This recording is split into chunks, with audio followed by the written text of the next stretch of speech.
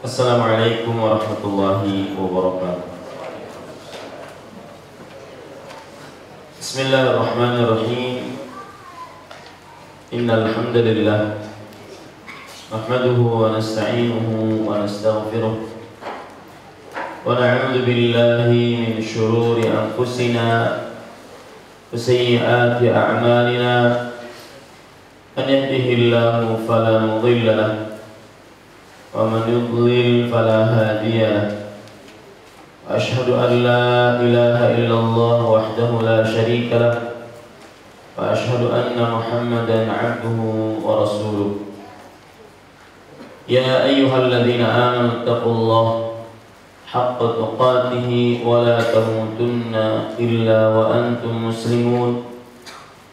يا أيها الناس اتقوا ربكم الذي خلقكم من نفس واحدة وخلق منها زوجها وبث منهما رجالا كثيرا ونساء فاتقوا الله الذي تساءلون به والأرحام إن الله كان عليكم رقيبا.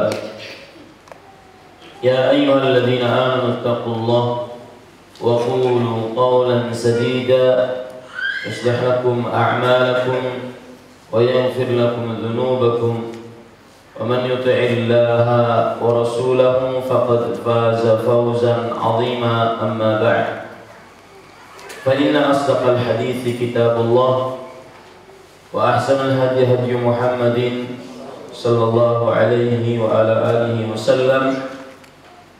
وشر الأمور محدثاتها وكل محدثة بدعة وكل بدعة ضلالة وكل ضلالة في النار. Alhamdulillah, kita bersyukur kepada Allah Subhanahu wa taala pada malam ini, malam Rabu 16 Rabiul Tsani 1437 Hijriah, kita duduk bersama mengkaji kembali kitab Riyadhus Shalihin yang ditulis oleh Al-Hafidz Al-Imam Yahya bin Sharaf An-Nawawi rahimahullah ta'ala.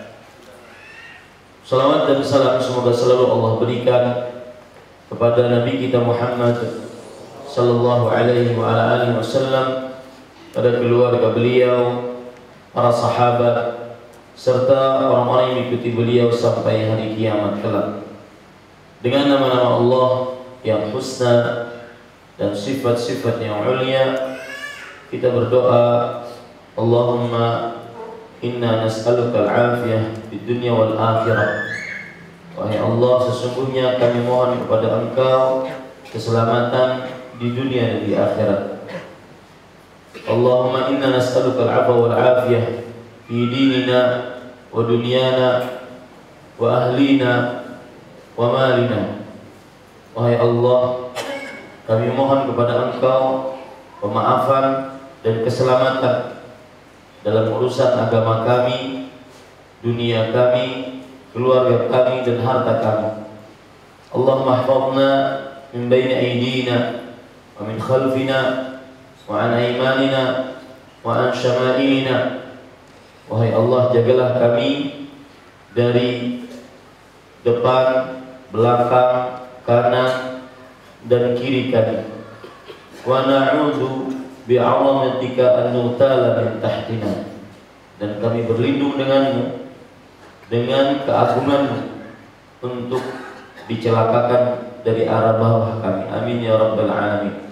Bapak Ibu saudara-saudari yang dimuliakan oleh Allah Subhanahu wa taala, pada pertemuan sebelumnya kita masih membicarakan tentang, atau kita sudah membicarakan tentang Kitabu Adabin Naum, kitab adab tidur. Dan kita sudah sebutkan atau baca beberapa hadis tentang adab-adab tidur, terutama yang berkaitan dengan bentuk dan arah tidur. Kita sudah sebutkan bahwa yang paling utama untuk seorang muslim ketika dia tidur, apakah itu tidur siang ataupun tidur di malam hari, adalah dia tidur di bagian kanan tubuhnya. Ini adalah arah yang paling utama dalam tidur seseorang. Dan kita sudah baca juga bahwasanya dimakruhkan oleh para ulama berdasarkan hadis-hadis yang sudah kita baca untuk tidur di atas perut kita dengan cara tengkurap. Ini hukumnya makruh. Tinggal tidur di atas bagian punggung kita, yaitu dengan cara terlentang. Maka kita sebutkan bahwasanya tidur dengan cara terlentang adalah tidur yang tidak mengapa dilakukan oleh seorang muslim yang ingin tidur, dengan catatan tidak terbuka auratnya ketika tidur di hadapan orang-orang yang tidak boleh melihat auratnya. Berarti para ikhwah, bapak ibu, saudara-saudari yang dimuliakan oleh Allah Subhanahu wa taala, tinggal satu bagian dan satu arah dari diri manusia ketika dia tidur, yaitu bagian seorang manusia ketika dia tidur, dia menghadap ke kiri ataupun beralaskan bagian tubuh dari bagian kirinya, bagian tubuh kirinya. Apakah diperbolehkan atau tidak? Maka jawabannya tidak mengapa seorang tidur di atas bagian tubuh yang kiri. Berarti tidur dilihat dari arah manusia ketika dia tidur itu ada beberapa arah. Yang paling utama adalah tidur di bawah bagian kanan dari tubuhnya, dan ini paling utama. Kemudian yang kedua, tidak mengapa seseorang untuk tidur terlentang ataupun tidur di atas punggungnya atau tidur di atas bagian kirinya, ini tidak mengapa. Dan yang terakhir, tidur yang dimakruhkan adalah tidur yang di atas perutnya. Maka para ikhwah yang dirahmati oleh Allah Subhanahu wa taala, itu adalah adab-adab tidur dilihat dari sisi arah seorang muslim ketika dia tidur. Yang dimakruhkan dan dilarang hanya ketika dia tidur di atas perutnya, yaitu dengan cara yang disebut dengan tengkurap. Adapun arah kanan, arah kiri, arah belakang, maka ini semua diperbolehkan. Dan yang paling utama adalah di arah kanan ataupun tidur dengan beralaskan bagian tubuh bagian kanannya. Baik, itu sudah kita pelajari tentang hadis-hadisnya. Sekarang kita berarti masuk kepada bab yang baru, bab yang ke 128. Penulis mengatakan babu jawazil istilqa 'ala al-qafa wa wad'u ihdar rijlaini 'ala al-ukhra idza lam yakhafi inkishaful 'aurah wa jawazul qu'ud mutarabbi'an wa muhtabiyan. Artinya bab diperbolehkannya tidur di atas qafa. Qafa artinya adalah lehernya. Tidur di atas leher, yaitu dengan terlentang. Maka mungkin ditulis bab diperbolehkannya tidur dengan cara terlentang dan meletakkan salah satu dari dua kakinya di atas lainnya jika tidak khawatir terungkapnya atau terbukanya aurat, dan diperbolehkan duduk dengan cara bersila atau ihtiba.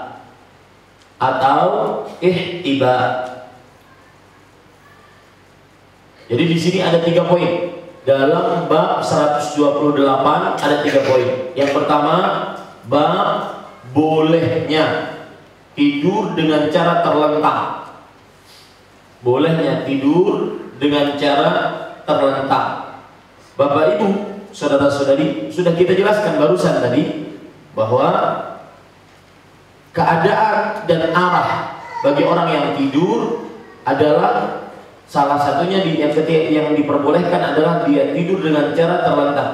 Tidur di atas kofanya, ini kofa, yaitu tengkuknya, atau tidur di atas punggungnya, yang jelas dia terlentang.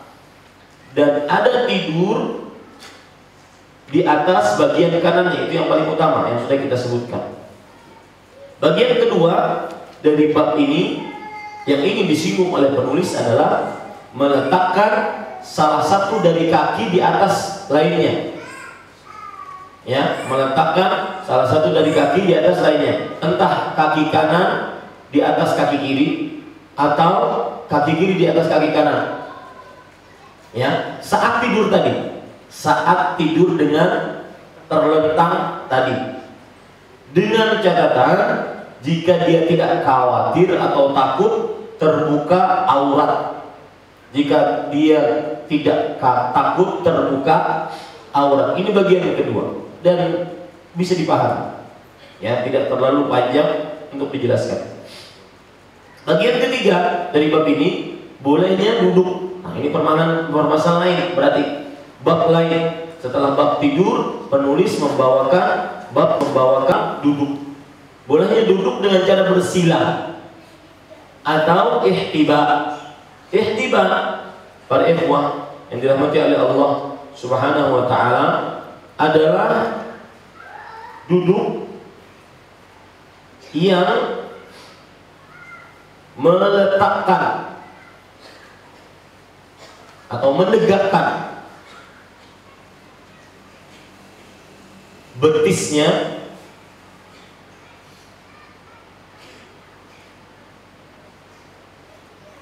dan pahanya, lalu menjadikan kedua tangannya memeluk kedua betisnya. Ya, ini disebut dengan ihtiba. Apa tadi pengertiannya? Ihtiba adalah mendirikan betis dan paha, kemudian memeluk betis tersebut dengan kedua tangannya seperti ini.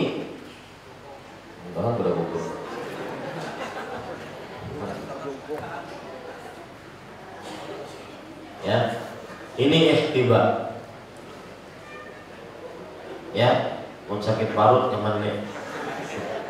Ihtiba ya.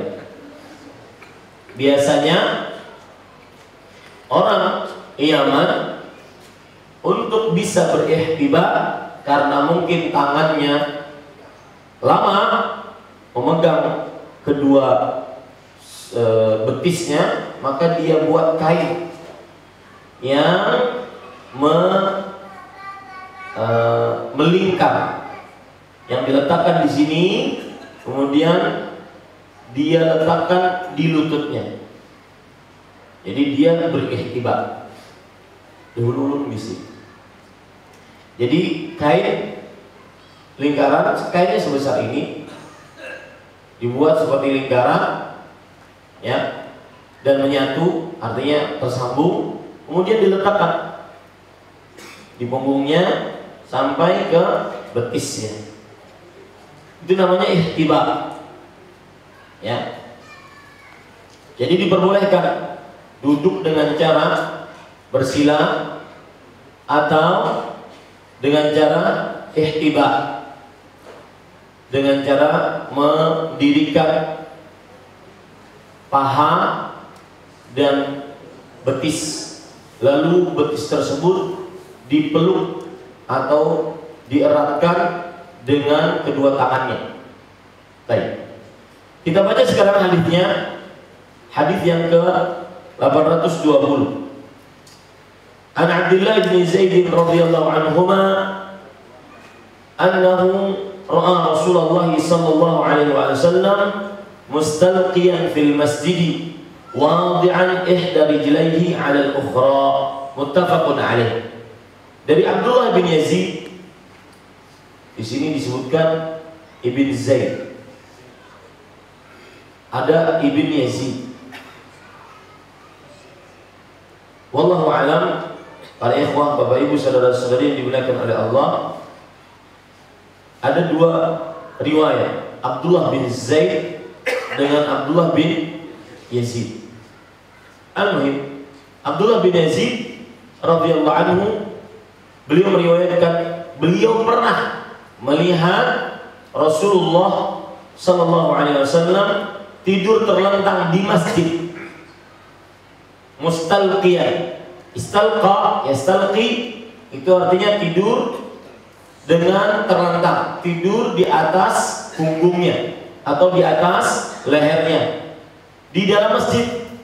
Berarti tidak di rumah, di hadapan orang banyak, di dalam masjid. Wadi'an ihda rijlaihi 'ala al-ukhra, dengan meletakkan salah satu kakinya di atas kaki yang lain. Meletakkan salah satu kakinya di atas yang lain. Hadis muttafaqun alaih, riwayat Bukhari dan Muslim. Makna hadis ini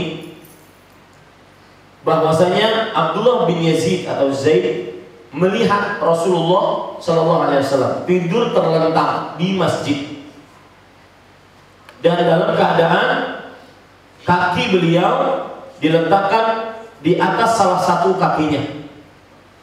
Hadisnya mafhum, bisa dipahami. Baik.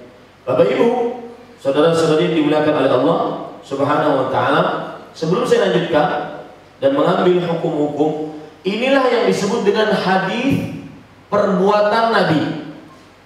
Jadi seorang sahabat radhiyallahu anhu menceritakan apa yang dilakukan oleh Rasulullah sallallahu alaihi wasallam. Ini hadis bukan sabda langsung Rasulullah sallallahu alaihi wasallam, tetapi hadis yang merupakan cerita para sahabat bahwa Nabi Muhammad sallallahu alaihi wasallam pernah melakukannya seperti ini. Kalau seandainya kita berbicara tentang hukum tarjih, hukum mendahulukan pendapat, mana yang lebih kuat, maka ucapan Rasulullah sallallahu alaihi wasallam yang disebut dengan haditsun qauli, ucapan Rasul sallallahu alaihi wasallam lebih dikuatkan dibandingkan perbuatan beliau. Lebih dikuatkan dibandingkan perbuatan beliau. Ini selalu dalam hukum tarjih menguatkan pendapat apabila terjadi perbedaan antara hadis perbuatan dengan hadis ucapan, maka didahulukan hukum hadis ucapan dibandingkan hadis perbuatan. Kenapa demikian? Karena mungkin saja hadis perbuatan tersebut khusus untuk Rasulullah sallallahu alaihi wasallam. Adapun jika berupa ucapan, maka itu pasti redaksinya untuk beliau dan untuk umatnya secara umum, kecuali jika ada dalil yang menunjukkan bahwa itu hadis khusus untuk beliau. Ya, apa Ustaz? Ini mau apa dari tadi? Perhatikan, jika ada hadis berupa perbuatan seperti ini, sahabat Nabi menceritakan apa? Menceritakan apa? Perbuatan Rasulullah sallallahu alaihi wasallam, menceritakan apa yang dilakukan oleh Rasulullah. Di situ tidak ada sama sekali sabda Nabi. Cuma Abdullah bin Yazid bercerita bahwa beliau pernah melihat Rasulullah tidur terlentang di masjid dengan meletakkan salah satu kakinya di atas yang lainnya. Hadis riwayat Bukhari dan Muslim. Ini namanya haditsun fi'liyun, hadis yang berupa perbuatan Nabi. Nah, sudah sampai sini paham? Baik. Nanti di dalam masalah tarjih, yaitu menguatkan salah satu pendapat. Nanti kalau ada masalah fikih, menguatkan salah satu pendapat, mana yang lebih dikuatkan? Apakah hadis berupa perbuatan atau hadis berupa ucapan? Maka jawabannya hadis berupa ucapan lebih dikuatkan pendapatnya dibandingkan perbuatan, meskipun dua-dua hadisnya sahih. Ya, kenapa? Karena perbuatan Nabi mungkin itu kekhususan yang dimiliki oleh Rasul Sallallahu Alaihi Wasallam. Sedangkan ucapan Rasulullah itu redaksinya untuk beliau dan umum untuk umat Nabi Muhammad Sallallahu Alaihi Wasallam. Ini para ikhwan dirahmati Allah. Lihat lagi contoh misalkan dalam masalah minum sambil berdiri. Rasul Sallallahu Alaihi Wasallam bersabda, sudah kita baca hadisnya, ketika ada ta'am, la yashrabanna ahadukum qa'iman, jangan sekali-kali salah seorang dari kalian minum dengan berdiri. Itu hadis yang keluar dari mulut Rasul Sallallahu Alaihi Wasallam berupa hadisul qauli, yaitu berupa ucapan Rasulullah Sallallahu Alaihi Wasallam. Nah, di sana ada perbuatan sahabat Nabi melihat Rasulullah minum sambil berdiri. Ini mana yang didahulukan? Ucapan. Nah, begitu. Ya. Maka saya menyinggung di sini sebelum kita ambil faedah bahwa hadis ke-820 ini adalah hadis yang merupakan perbuatan Rasulullah Sallallahu Alaihi Wasallam. Ya. Hadis yang merupakan perbuatan Rasulullah. Artinya sahabat Rasulullah Sallallahu Alaihi Wasallam radhiyallahu anhu menceritakan perbuatan Nabi Muhammad Sallallahu Alaihi Wasallam. Baik, Bapak Ibu, saudara-saudari yang dimuliakan oleh Allah Subhanahu Wa Taala, sekarang pelajaran yang kita bisa ambil dari hadis ini. Yang pertama, bolehnya tidur bersandar di masjid untuk istirahat. Bolehnya tidur atau bersandar di masjid untuk istirahat.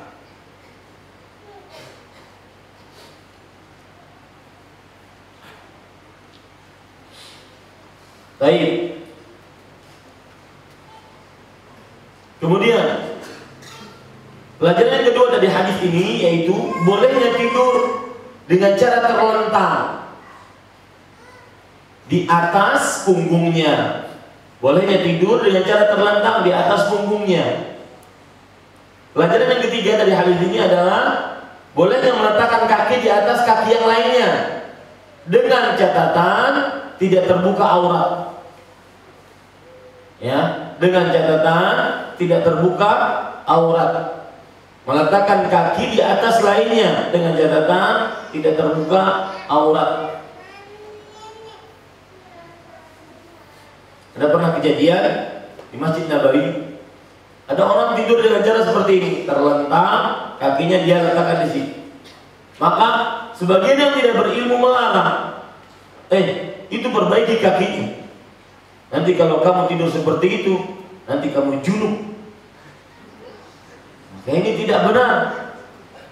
Ya, kalau seandainya dia meletakkan kaki di atas kakinya, maka boleh sebagaimana yang pernah dikerjakan oleh Rasulullah Sallallahu Alaihi Wasallam. Baik. Kemudian para ikhwan yang dirahmati oleh Allah, hadis yang selanjutnya 821. Dari bin Samurah radhiyallahu anhu qala, kana Nabi sallallahu alaihi wasallam idza shalla al-fajr tarabba'a fi majlisihi hatta tatlu'a asy-syamsu hasna haditsun sahihun rawahu Abu Dawud wa ghairuhu bi asanid sahihatin. Artinya dari Jabir bin Samurah radhiyallahu anhu, beliau bercerita, Nabi Muhammad sallallahu alaihi wasallam jika setelah selesai sholat subuh, maka beliau duduk bersila di majlisnya sampai benar-benar terbit matahari.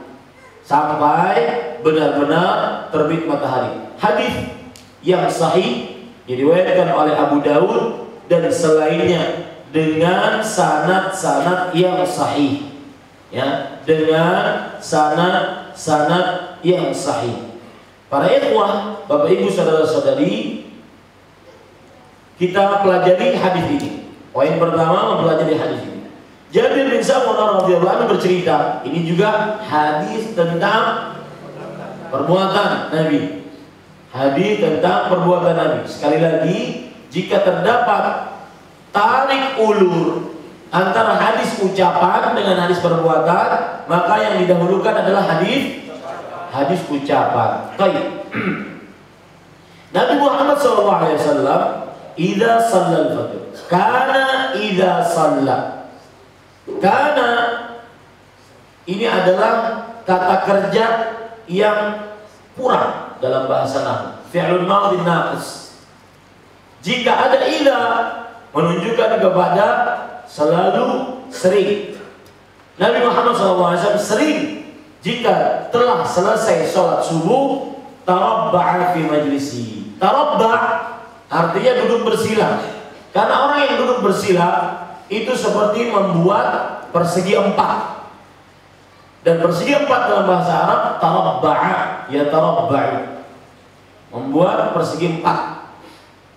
Ya, di dalam majlisnya. Artinya duduk beliau setelah sholat subuh, duduk dengan cara bersila sampai benar-benar terbit matahari. Hasna, ya, sampai benar-benar terbit matahari. Kemudian Imam Nawawi mengatakan ini hadis sahih, diriwayatkan oleh Imam Abu Dawud dan yang lainnya. Yang lainnya diantaranya Imam Muslim, ya, yang lainnya diantaranya Imam Muslim. Dan lafaz yang ada di dalam Sahih Muslim, perhatikan, ada tambahan riwayatnya, tidak disebutkan dalam buku kita. Saya bacakan lafaz yang ada dalam Sahih Muslim bahwa wa kana la yaqumu min musallahu alladhi yusalli fihi subha aw al-ghadata hatta tatlu'a asy-syamsu fa idza tala'at qama wa kanu yatahaddatsun fayakhuduna fi amri al-jahiliyah fayalhaqun wa yabtasim. Artinya, dan Nabi Muhammad SAW selalu tidak bangun dari tempat sholatnya yang beliau sholat di dalamnya, sholat subuh atau sholat fajar, sampai terbit matahari. Jika beliau bangun, jika telah terbit matahari, baru beliau bangun. Itu bangun untuk sholat. Dan para sahabat Nabi, mereka berbincang-bincang, membicarakan perkara-perkara jahiliyah yang telah mereka lakukan dahulu. Maka ada yang sambil tertawa-tawa, ada yang sambil tersenyum-senyum. Maksudnya apa? Maksudnya adalah Nabi Muhammad SAW habis sholat subuh duduk di majlisnya, sedangkan yang lain dia bisa di luar sana merotet, bisa keluar sana, ya, pojok sana, pojok sini, ya, ada yang di parkiran, sesuai dengan kelompoknya masing-masing. Ya, ini para ikhwah, Bapak Ibu, saudara-saudari yang dimuliakan oleh Allah. Dan Bapak Ibu, saudara-saudari yang dimuliakan oleh Allah Subhanahu wa taala, ini menunjukkan bahwa duduk setelah sholat subuh tidak wajib. Siapa yang habis berzikir sholat dia pulang tidak tercela. Ya, buktinya apa? Nabi Muhammad SAW duduk dan para sahabat yang lain berbincang-bincang.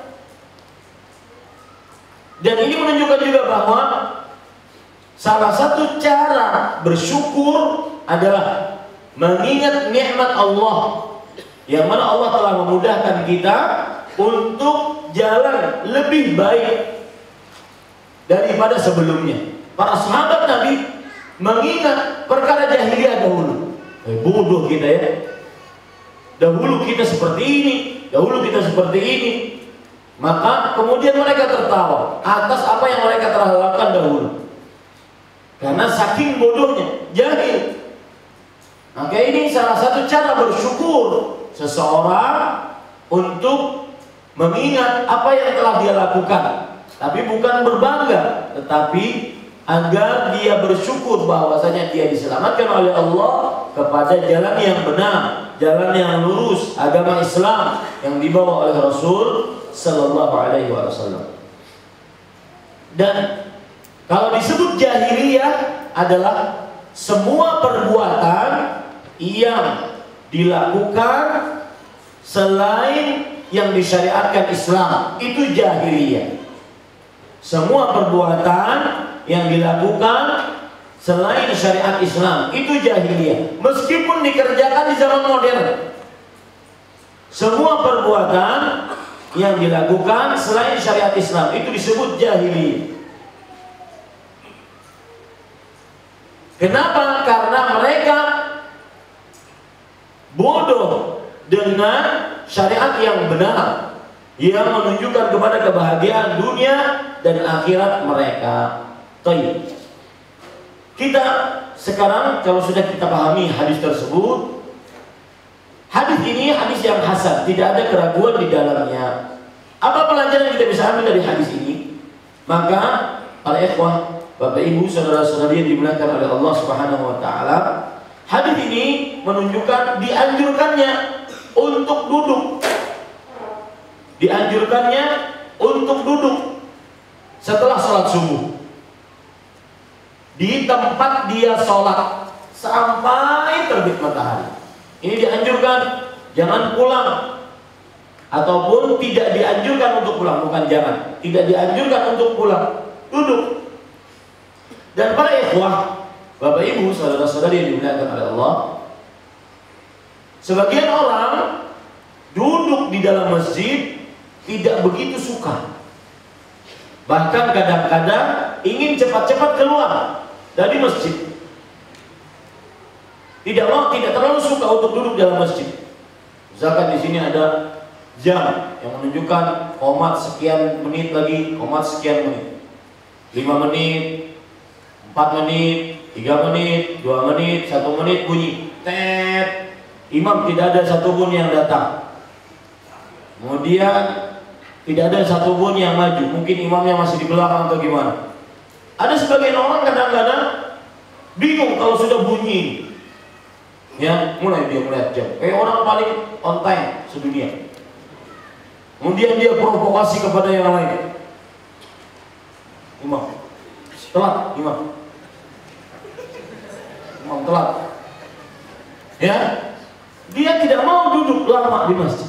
Padahal dalam hadis riwayat Bukhari, riwayat Imam Abu Daud, Rasulullah SAW bersabda, al-malaikatu tusalli ala man qa'ada fi musallahu, Allahumma ighfir lahu, Allahumma arhamhu. Para malaikat berselawat, itu berdoa bagi siapa yang duduk di tempat sholatnya dengan doa, ya Allah ampuni si fulan, rahmati si fulan, selama dia duduk.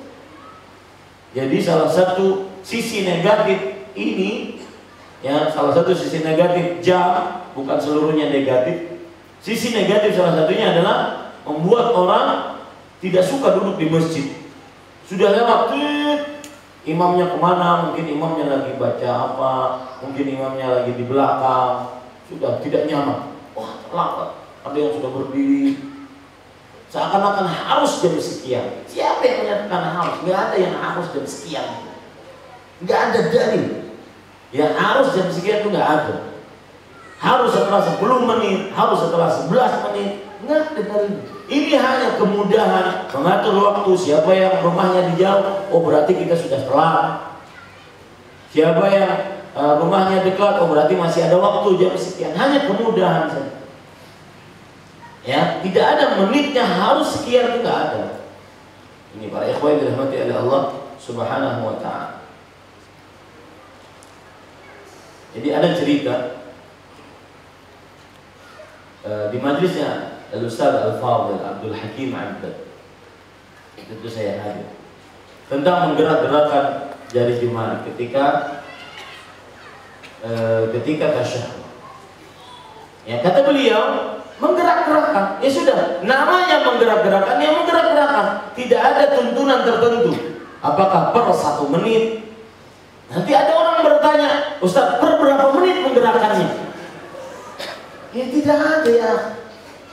Tidak ada menit-menitannya, itu tidak ada. Karena di zaman Rasulullah SAW menitnya nggak ada memang. Aslan nggak ada menit.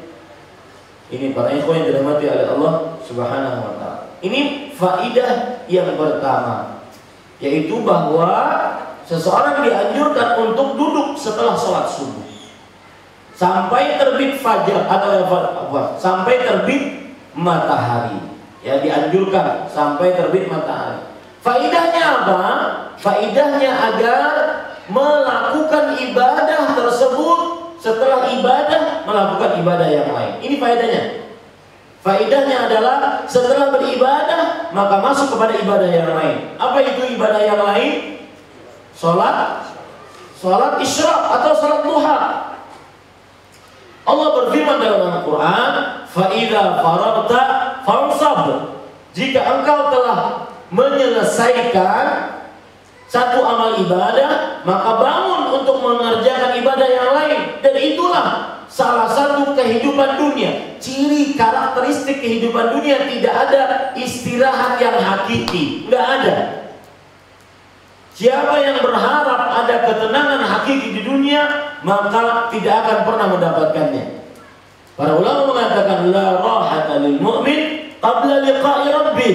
Tidak ada istirahat bagi orang beriman sebelum dia bertemu dengan Allah. Tidak ada rasa nyaman, tentram, aman sebelum dia bertemu dengan Allah. Itu ketika dia masuk surganya Allah Subhanahu wa ta'ala. Maka di mana orang kadang-kadang mencari ketenangan ke ujung mana? Tangkisong. Ya. Mencari ketenangan ke puncak gunung. Tidak dapat ketenangan. Di sana malah lebih parah, tidak tenang. Ada ular. Ya, tidak tenang. Maka tidak ada ketenangan hakiki di dunia. Para ikhwah, Bapak Ibu, saudara-saudari yang dimuliakan oleh Allah Subhanahu wa ta'ala. Jadi faedahnya dianjurkan untuk duduk setelah sholat subuh sampai terbit matahari agar bisa melaksanakan ibadah yang lain, yaitu sholat duha. Dan begitulah karakteristik muslim, tidak pernah lepas dari ibadah. Selesai ini lakukan ini, selesai ini lakukan ini, terus seperti itu untuk bekal dia berhadapan dengan Allah Subhanahu wa ta'ala. Allah.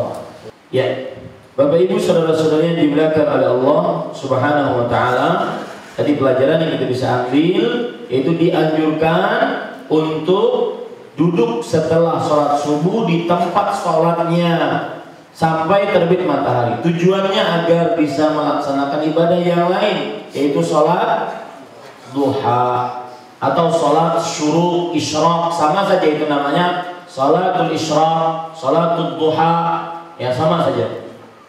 Nah, sebagaimana yang sudah saya sebutkan, seorang muslim itu sifatnya tidak bisa berhenti. Fa idza faragta fansab. Jika sudah menyelesaikan ini, maka bangun yang lain. Makanya tafsiran dari para ulama tafsir, di dalam tafsir Ibnu Katsir terhadap ayat ini, itu ayat apa itu? Fa idza faragta fansab. Surat apa itu?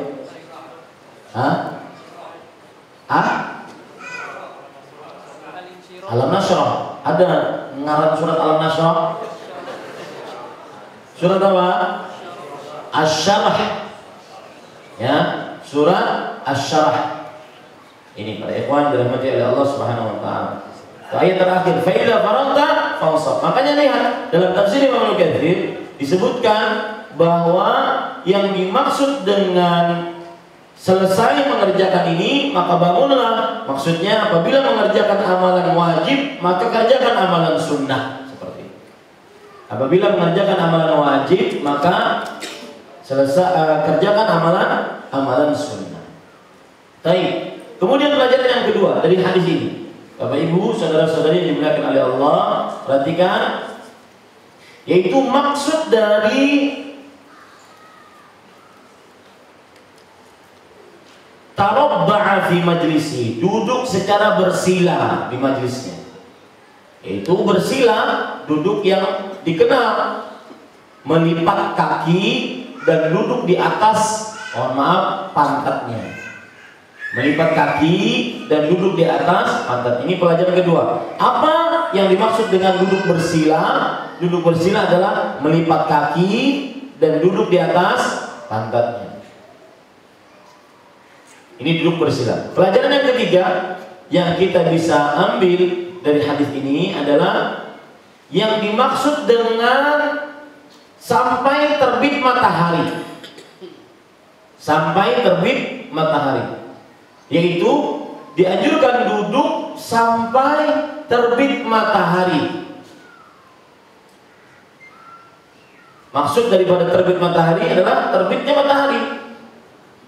Dianjurkan kita duduk sampai terbit matahari. Jika ingin mengerjakan sholat, ini tambahannya, jika ingin mengerjakan sholat setelahnya, maka tunggu beberapa saat. Nah, begitu. Yang dimaksud dengan sampai terbit matahari adalah sampai timbulnya terbitnya matahari. Dan jika ingin mengerjakan sholat, maka tunggulah beberapa saat, sekitar 10 menit, 15 menit, ya. Dalam beberapa yang lain, beberapa riwayat yang lain, qadra rumhin, itu sekitar 1 tombak. Kalau ada terbit matahari di sini, kemudian tombaknya di sini sepanjang ini, maka sampai 1 tombak. Nah, itu pun tidak ada batasan yang sangat mendetil atau spesifik, ya, bahwasanya seorang kalau ingin sholat isyraq, maka dia duduk setelah sholat subuh berjamaah di majlisnya, kemudian sampai terbit matahari. Lalu setelah terbit matahari, dia tunggu beberapa saat.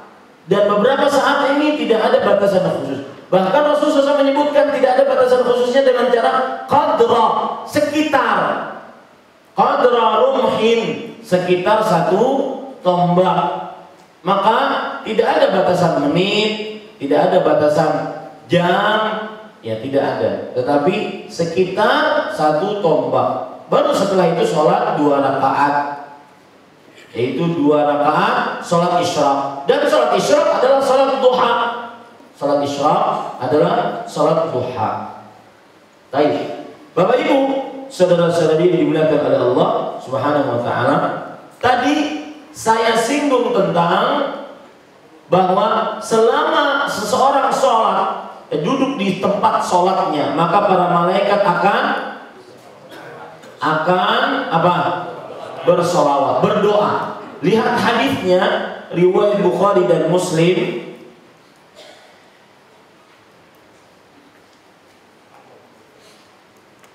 Wa tusalli alaihi malaikatu ma dama fi majlisihi alladhi yusalli fihi. Allahumma ighfir lahu, Allahumma arhamhu ma lam yuhdits fihi. Lihat. Perhatikan, ini manfaat untuk kita di masjid ini. Terutama habis subuh sering sekali majlis di masjid ini, majlis setelah sholat subuh. Ini manfaat.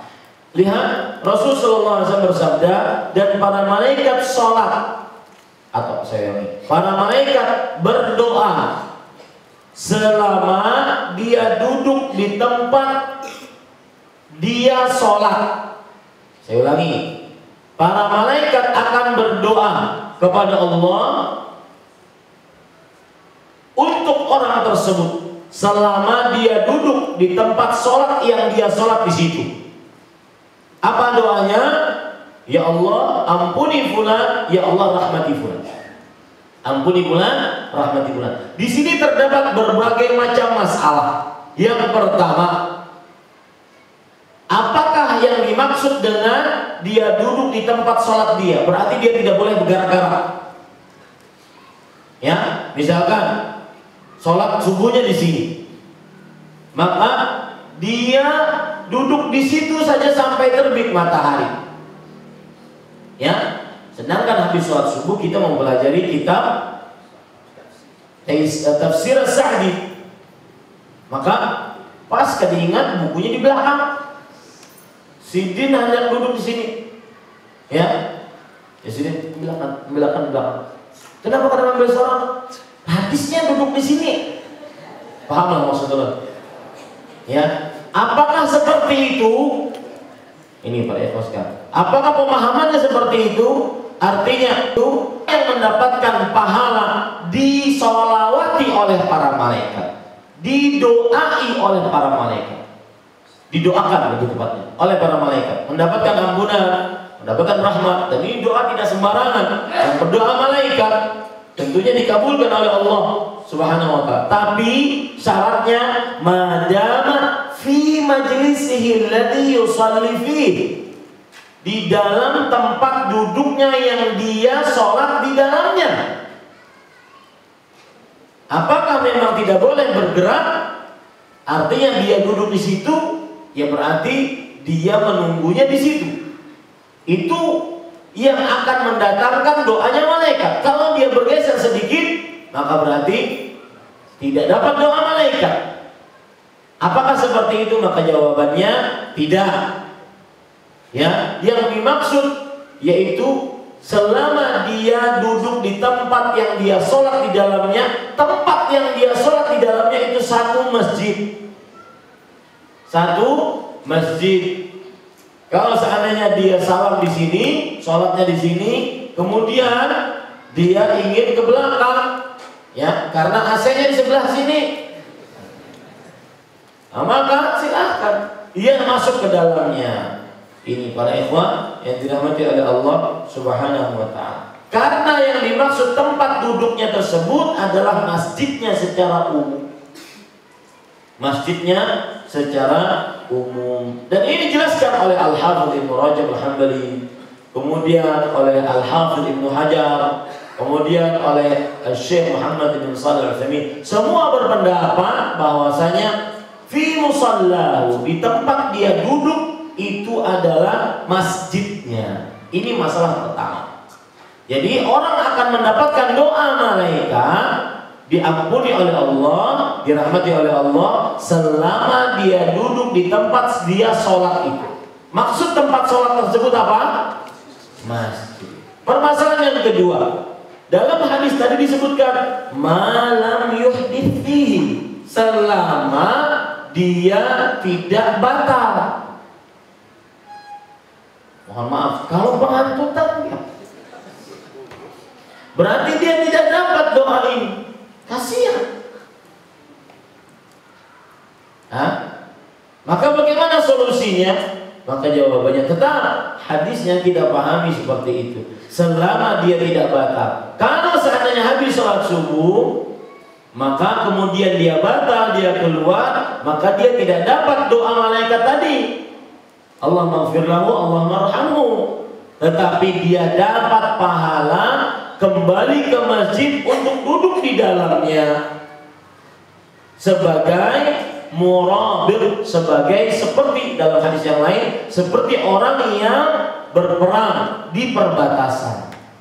Rasulullah SAW bersabda, "Fadzalikumur ribat wa intidharus salati ba'da as-salat, fadzalikumur ribat, fadzalikumur ribat." Jadi orang habis sholat subuh batal, dia keluar berwudu. Berarti doanya malaikat selesai sampai di situ. Ya, kemudian dia berwudu, boleh balik lagi ke sini, duduk lagi di masjid setelah sholat tahiyatul masjid. Maka itu disebut dia mendapatkan pahala lain, bukan pahala didoakan oleh malaikat. Yaitu apa? Seperti orang tentara yang berperang menjaga perbatasan. Fadzalikumur riba, fadzalikumur riba. Jadi solusinya seperti itu jawabannya yang disebutkan oleh para ulama. Ya, selama dia tidak berhadas. Kalau sudah berhadas, maka selesai doa malaikatnya. Baik. Ini para ikhwan dirahmati oleh Allah Subhanahu wa ta'ala. Sebagian ibu-ibu bertanya, "Bu, Bolehkah sholat isyraq di masjid? Enggak. Sholat isyraq hadisnya berjamaah di bolehkah sholat isyraq di rumah maksudnya? Maka jawabannya tidak. Sholat isyraq dikerjakan di masjid karena hadisnya barang siapa man shallal fajr fi jamaah thumma qa'ada yadhkurullaha hatta tatlu'a asy-syams thumma yusalli rak'ataini yuqbilu bihima wajhahu kana lahu ka'ajri hajjatin wa umratin tamatin. Barang siapa yang sholat subuh berjamaah kemudian dia duduk berzikir kepada Allah sampai terbit matahari, lalu dia sholat 2 rakaat. Ini yang disebut dengan sholat isyraq. Ya, sholat 2 rakaat. Dia benar-benar hatinya menghadap kepada Allah tatkala sholat tersebut. Maka seakan-akan dia mendapatkan pahala haji dan umrah yang sempurna. Siapa yang belum mempunyai biaya untuk menunaikan ibadah umrah atau haji, maka amalkan ini, dia akan mendapatkan pahala seperti itu. Ya, Ustaz, pahalanya aja rasanya rada dapat. Mau yang mana? Ya, pahalanya dapat. Masalah rasa beda. Memang itu Allah Subhanahu wa taala berikan kepada siapa yang dikehendakinya. Maksudnya, yang diluaskan rezekinya akan merasakan, tapi kan pahalanya sama. Baik. Nah, para ikhwan, Bapak Ibu yang ingin saya ingatkan, ibu-ibu ketika sholat di rumah, kemudian dia duduk berzikir sampai terbit matahari lalu dia sholat, maka itu tidak dinamakan sholat isyraq, tetapi sholat duha, dan tidak mendapatkan pahala yang tadi. Kenapa? Karena berjamaah tempatnya di masjid. Ya, seperti itu. Wallahu a'lam. Kemudian juga yang sering saya ingatkan bahwa jarak antara terbit matahari dengan sholat isyraq itu ditinggikan. Mataharinya agak tinggi. Ya, sekitar 10, 15, 20 menit agak tinggi. Ini adalah saddan lidh-dhari'ah, yaitu penutup sarana untuk menyembah matahari. Penutup sarana untuk menyembah matahari. Makanya kita diharamkan untuk sholat setelah sholat subuh karena ditakutkan itu adalah sarana kita nantinya menyembah matahari. Wallahu a'lam.